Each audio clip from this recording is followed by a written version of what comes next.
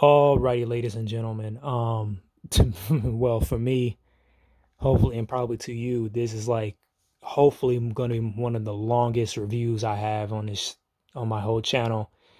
Because it's a lot that I'm gonna try to go over. And remember, I just finished watching the special features and everything I want to break down in this. So this is one of the cinema and sci-fi action classics, in movie like history. It's even in the library, you know, art congress thing where they put all the timeless movies in. This is The Matrix, starring Keanu Reeves, Laurence Fishburne, Carrie-Anne Moss, Hugo Weaving, Gloria Foster, and Joe Platano. Pretty much the basic premise of the movie is that a hacker discovers that the world that he lives in is not really what it seems, and it's a whole simulated you know, digital world created by machines. Now, whenever we get to Animatrix, I'm going to break down even more stuff because those stories had tackled a lot of interesting, concepts within the movie that didn't have, there wasn't enough time to go through in the movie. Um, so pretty much,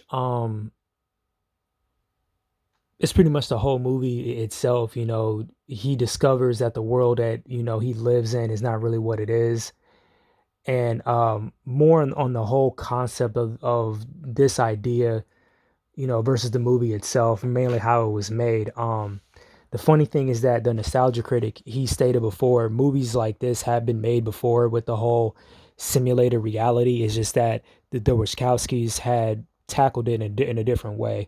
What the nostalgia critic has said, which I do agree with, they were clever with certain things, and of course he was correct about you know how movies had did this concept before. Total Recall comes to mind, and of course, Vanilla Sky, which also have to see. There's a Spanish version of that. I remember when that movie came out, people were talking about like how they were talking about this. It executed the same thing, but it did it in a different way. It was really like a dream state.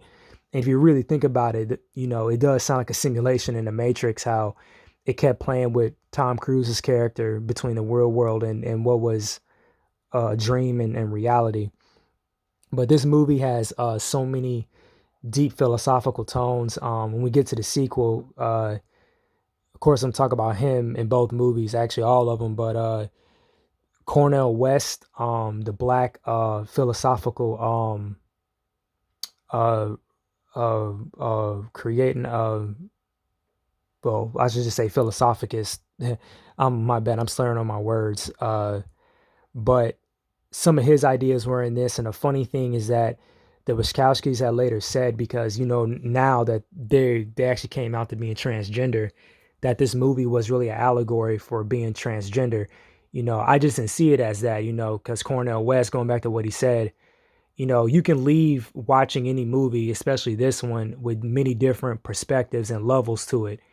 Um, you know, uh, of course, it was a nice touch because one of the things I did really want to see with one of the characters as being transgender, the side character in this movie named Switch was originally a transgender character.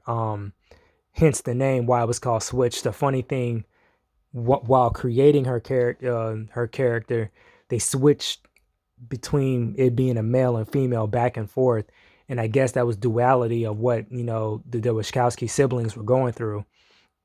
Um, Personally, I really wanted to see it. If this movie was made today, that definitely would have happened. Where in the real world they would have been male or female, and then in the digital world of the Matrix, you would have saw their female or male, digital self. But uh, the ideas that were in this film, uh, I really believe had coordinated from multiple different places. They also said that it was actually originally thought of by a black philosophical female as well. Pretty much the real oracle in real life, who came up with this whole idea. But we all know, I talked about it in Terminator. in equilibrium as well. How I also stated that, it was a whole different simulation of the Matrix, but ideas are stolen all the time. And the thing is, I really believe that she did, create more of the deep philosophical things, mainly with the existentialist, belief. But the funny thing is that I really believe even before this movie came out, a lot of people had thought in this kind of way, what people have told and taught you of what, your limitations are, and and what you can and can't do, you always question why. And with this movie, it's not just about the why, but what they said behind the scenes. It's more of what's in the way of you discovering the why you couldn't do something when you actually could. So it's mainly mind over matter. And like I said, going back to Cornel West, you leave from this movie, you know, with different interpretations, looking at it in different ways. And if you're religious or not, even, not with me, but I'm reading the Bible currently, and the Bible works in that same way. And also has been, you know, translated, manipulated multiple times. But people who read it, they have different interpretations. And it's kind of funny because some hardcore religious people, they only see it in one way, and you're not supposed to. I even heard, one of the religious guys I used to follow on, well, I haven't seen many videos on him, but his name was Jefferson Blake, I believe. But he talked about the different ways of how the Bible, really is. And they said many people see it, three different ways. Some of it, I think one of them, he said people follow it word for word.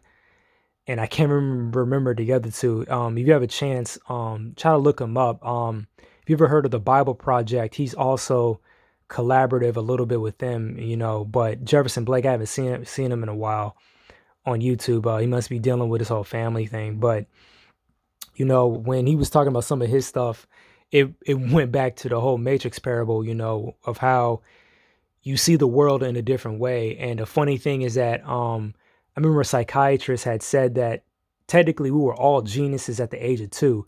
It wasn't until someone came to us and told us our limitations of what we can't do, and they said it repeatedly, or they showed something to install fear, that you wouldn't do it at all. Now, don't get me wrong, certain physical things that you really can't do, but it's like what they said, what Morpheus said, it's a whole system of control. And that's why they say these certain things to get you in line. It's in with our religion and politics as well. It's a whole, system, that's wired through everyone. But mainly, I'm trying to really talk off the scuff because I just saw the remaining of the special features, and this movie is now fresh in my mind. But Marcus Chong was another person I forgot to mention. I knew it was something I was forgetting, and I'm gonna talk about him hopefully in a minute, of why he's not, what really happened with him in the sequels and all that was really messed up what they did to him. But Marcus Chong, he's a very good actor. He was the one that played Tank in this, and the other credible role he had was playing Huey Newton in Panther, about the movie about the Black Panther Party with Courtney Vance. But going back to this, me jumping off topic. So the many different levels, really how I saw this movie was really what it was for face value. Because I kind of felt the same way about, there was something wrong with the world. And again, until I saw this movie, and besides the whole action part, when I re-watched it over and over again and looked at the philosophical tones, and I had to be about 12 or 13, that's when it really changed my mind on what was, real and what was fake. You know, um, I grew up, being in front of the TV a lot and watching movies, and just pretty much how Quentin Tarantino said he was brought up, and I was, a lonely child. Of course I did have days when I did go outside and get sun, and I did, play with friends, have friends and all that.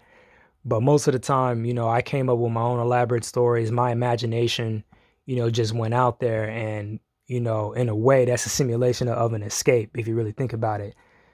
Um, because the funny thing is that I was never really told I can go and do certain things. It was always installed of the fear that something bad can happen to me, where someone can snatch me up, or I can get hurt, or I can get lost if I'm going somewhere.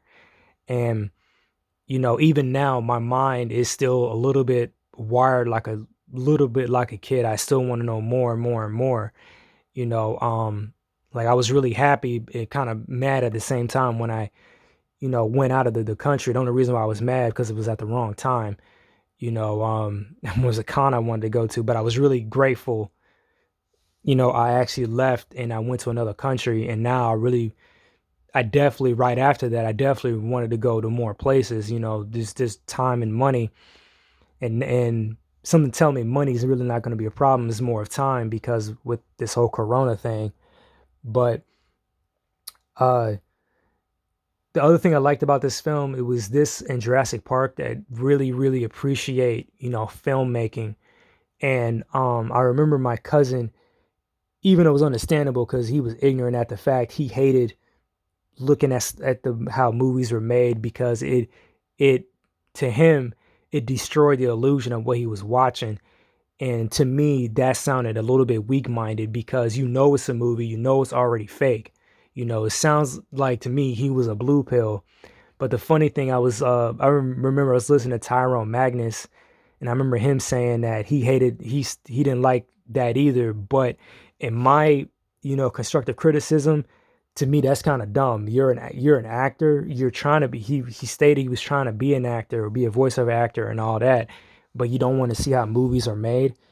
And that was the part that really disturbed me. I can understand a common person, but not someone who wants to get into film and acting, because you have to understand how they set up these shots and do everything, and how long it takes so you can appreciate it more, and also not get pissy when something isn't out. But I could be ignorant on that too. But that's just my criticism on it. I still love Tyrone Magnus and all the funny stuff that he does. Um, but going back to the movie, this was really one of the films that really wanted to me really got wanted. I can't even say it.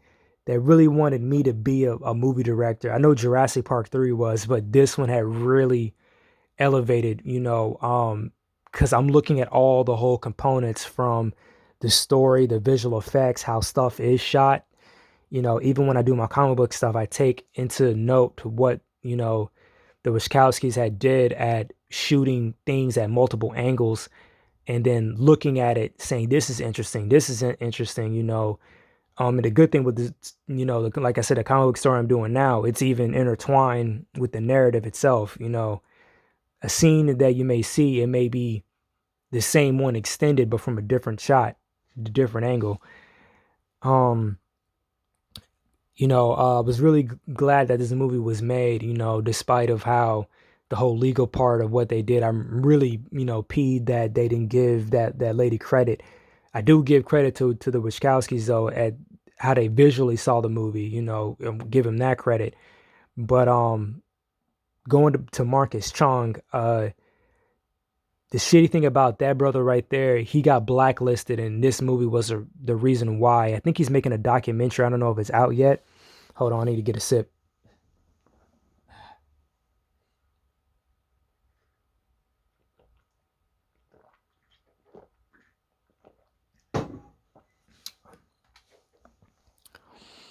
But what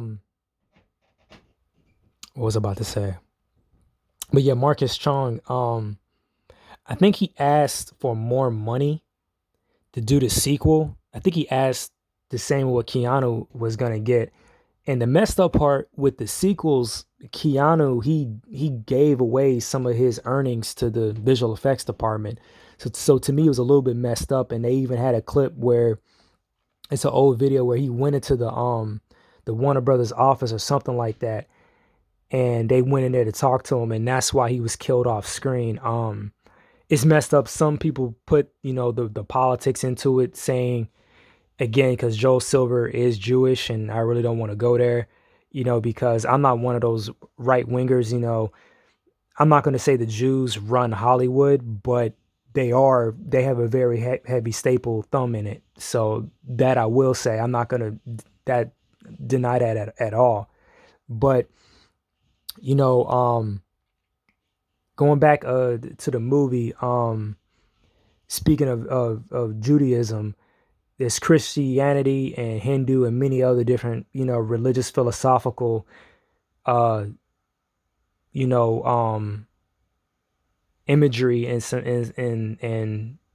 symbolism in this. Everything from the whole Jesus Christ Savior complex to what is fate and destiny. And the thing is that me personally, I really don't believe in fate because it's not like what Neo said. I don't like the fact that I'm not in control of my life. It's just the fact that after looking at quantum physics and how they say they have multiple, I think I talk about this in X-Men, how there's multiple, what was it, realities of every decision that you ever made in your life. It was an alternative outcome in a mathematical equation. And, going back to this and like many giant scientific discoveries, like take gravity, for example. I read that Sir Isaac Newton really didn't come up with gravity. He came up with the mathematical formula for gravity, but the concept of gravity was actually came up or did come up by someone else. And like I said, I think as kids, when you sit there and you wonder, especially a kid like me, when you wonder, pretty much thinking that's wired into the matrix, you can understand what the simulation is, but you don't understand the mathematical equation. And it's kind of funny how, certain people can be labeled smart, but they can lack, they're not a mathematician or they're not biologists. It's the same thing how they can understand something happening in the body, but they can't understand the formula of how and why that happened in someone's body. So pretty much like any one of us can be a scientist or a brain surgeon if we just understand, the basic of how it works before we get to the very, very complicated part. So same thing with a car or running gears. And that's the thing about me is that, I don't mind studying it. It's just that I'm gonna fail like 130 something times before I get it right. And I usually do that with everything, even with my comic book stuff. I'm still learning new things, and hopefully with the grand opportunity I have right now, where it could be life changing. I'm gonna have to learn newer stuff, survival technique. But it's just really a coordination how this movie was really wired into everything, and it's kind of funny how people would argue against that. They were saying it's just a movie, but I'm glad I saw this. And then, of course, when I got to college and I took the existentialist class, which I talked about before, this movie, No Country for Old Men, and Fight Club had came up because all those movies talk about existentialist thought where, it really challenges the belief of God. And I really don't think it's the belief of God. I really think it's the relationship between man and God. And I really do believe that there are forces that happen in this world that we don't understand. But my whole issue with the whole religion thing is, like I said, how it's used to control. I have no problem with people who believe differently than I do. Hell, if even they're an atheist, because some of the atheists I've come across, majority have told me the reason why that they were. And it sucks because when you're in church and even when in a household, you're even as a child, yeah, you're taught to not question or think in a certain way, because then your parents or the church may be afraid that you're rebelling. You're taking a blue pill and you're waking up when you catch them on certain contradictions and certain hypocrisies that they do.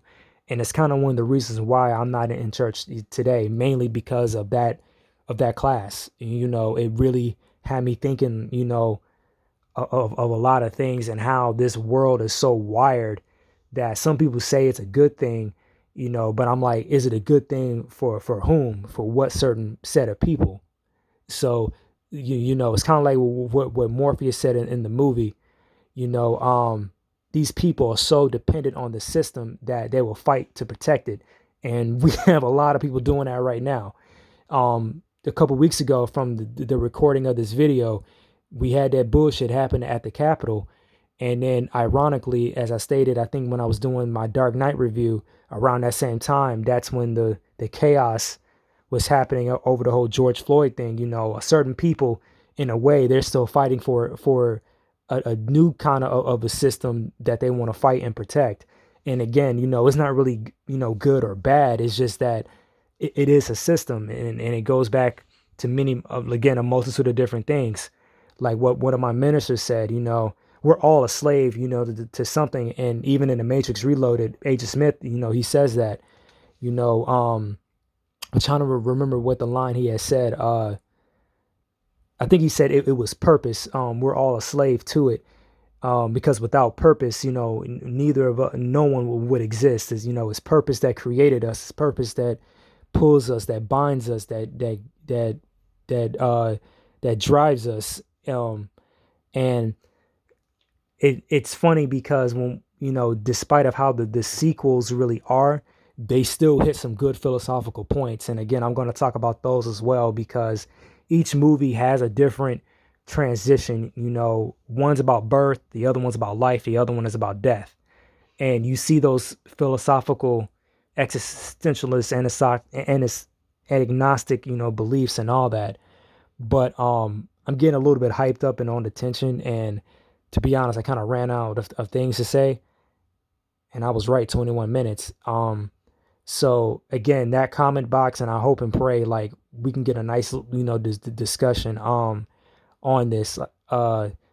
Again, like, comment, share, and subscribe. Even the trolls are welcome. Shit. And I will talk to you guys later. Sayonara.